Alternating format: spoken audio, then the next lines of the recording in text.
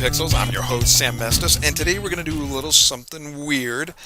I saw a tutorial like this several moons ago, and did it, and thought, well, I want to put my own spin on this thing and see if I can make it my own. So we're going to use this photograph that we have right here, and I'm working in a pretty high resolution right now. I think I'm at 300, so that's pretty high. And this is a photo I took, and it's not good. It's oversaturated, and it's going to be perfect for this type of little project. So let's get started. I should tell you what we're going to do. We're going to use some special brushes, which I'm going to make available to you either in a Dropbox, or I'm just going to have you email me and I'll just forward you the brushes. But I got three special brushes we're going to use, and we're going to turn this photograph into sort of a grunge type of zombie-esque photo. It's going to be interesting. So let's get started. I'm going to get my base layer here, which is the photograph, and I'm going to duplicate that. That's Command J. And then I'm going to desaturate this layer. So Command Shift U will desaturate that and give me the black and white. But I want some of the color back, and I could do a mask, but it'd just be easier if I set this layer to multiply. And there you go. And now I got all my color back, and it's looking a little bit more sinister and a little bit more unattractive. I've already pre-built a hue and saturation adjustment layer above these two layers, and if I turn it on, it's going to give you sort of a sepia type look. And if you really want the specific colors, I'll tell you what I used here. Let me zoom in here. I used a 3818-0 with colorize set. Okay, let's continue. So we got this. We got the hue and saturation adjustment layer, and above that, let's make a new layer, and we're going to call that layer Dirt. There you go. And now we're going to use some of these special brushes I was telling you about. So I'm going to go to the brush and pick a set of brushes called Pretty Veins. And what these brushes are, I'll take that, is actually they're kind of like sponge brushes and grunge brushes. And I'm going to turn my opacity up to 0. And so I'm just going to grab one, any one really. Nothing too particular here. And I'm going to use this green I've set up, and I'll put the RGB at the bottom for you here. So anyway, I'm going to do on the dirt layer at 100% opacity. I'm just going to start painting around this layer in this green. Actually, let's set that dirt layer to multiply as well. Let's get the blending mode there. There we go. Looks a little bit better.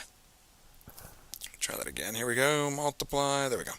So that's up, and I'm going to keep selecting different brushes and start really making this face super less attractive, which I won't have to go far, that's for sure. And what else? Grab one of these brushes here. A little bit too much. I don't like that one. How about one of these down here? Oh yeah, there we go. Some cracks in the skin. It's nice. What else do we got down here? More cracks. Oh, this is pretty good. And I get in the eyes and around, and that's good. I don't want to get too carried away. Okay, now above that dirt layer, I've created another layer already called Veins. And this is where the cracks and tears in the skin are going to go. And don't worry about the dirt. We're going to clean that up later with a mask because I got some bleed over. We'll get that with a mask. But on the Veins layer, I've set up a bevel and emboss. And the only thing it's a stock bevel emboss. The only thing I have changed on it is the angle. I set it at -45, and I only did that to work with this sort of light source of the way the light is traveling across the face here. So adjust accordingly to what you need. But so let's go to that Veins layer, and I'm going to work with this red color that I've set up over here. And again, I'll put the RGB on the bottom. And switch set of brushes. I'm going to go to a set of brushes called Cuts and Cracks.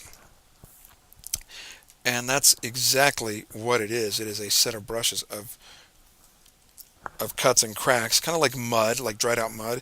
And when I start doing this, you're going to see exactly how that's going to pan out for me. And you can already see it's working for me really well. And I'm going to grab some other different brushes. Oops, let's try that one. And you can see I'm going to put one on the neck and maybe on the forehead. And then I'm going to grab some more cuts here and make them a little bit smaller so we can. And like I said, don't worry, we're going to clean this up with a mask. And what else? We got a couple deep gashes there, and we're just going to put one on the cheek right there. And what else? Some smaller stuff, just under the eyes, lips, things like that. Let's keep going here. I don't like that one. What else? That one's weird. I have some other weirdo cracks. There we go. And I'm just going to put a few more in. And there you go. And that's kind of what I was looking for.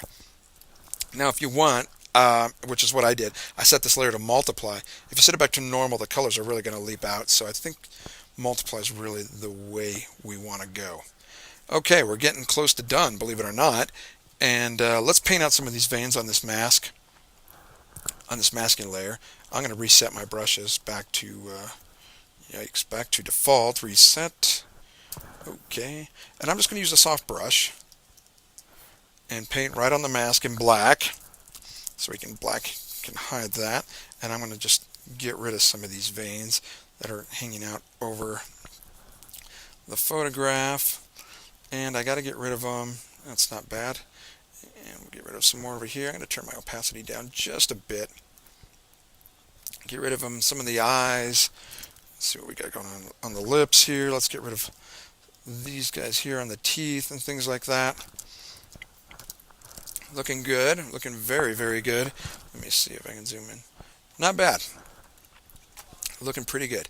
The last thing I want to do, which is going to cover up some of this stuff, is I have pre-built already a skull.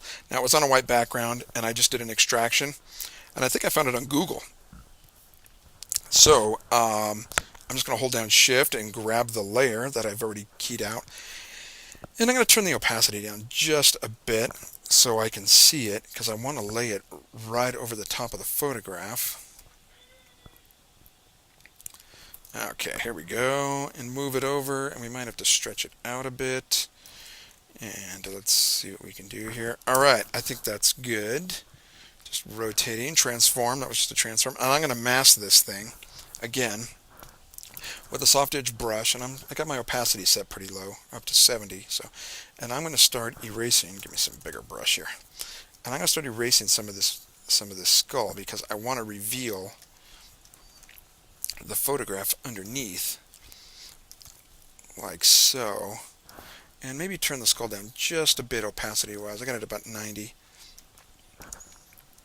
And I'm going to stretch it out just a little bit more. And that's really starting to look pretty cool. Let's paint out a little bit more right there. And I'm doing this pretty fast. Normally this would take me about an hour to get this whole thing really where I wanted it to go. Now, another small little trick we can do with the veins layer, if we go back there, is we can drop a shadow on it. I'm going to go down and drop a shadow on it. And as you can see, it does drop a shadow. If you set it to 0, it's going to put a little black around those cuts. And I mean a little black. So if I turn it off, you can really sort of see. Maybe I'll zoom in here and you can check it out here. So I'm going to turn that drop shadow on and off. And you're going to kind of see what it does. So it gives it a little bit more volume and a little bit more depth. And come back here. Let's do that again. Drop shadow 0. You can also drop a little bit of an inner shadow, and I'm actually going to move that down to like a 3. And I'm going to use the brush again and just paint out a couple of these little guys right here, and a couple of these guys, and maybe that inner shadow might be just a bit much. Anyway, you get the picture, and like I said, I would take way more time on this to get this thing looking super nice. But you get the picture. So you can take a photograph and just start playing with it, and you can do this with pretty much anything. And like I said, check for the email at the end here in the credits, and I will be happy to send you these sets of brushes. Hey, I really appreciate you guys tuning in again. Sorry it was so fast this week, but come back again and have a good weekend, everybody. Thanks a lot.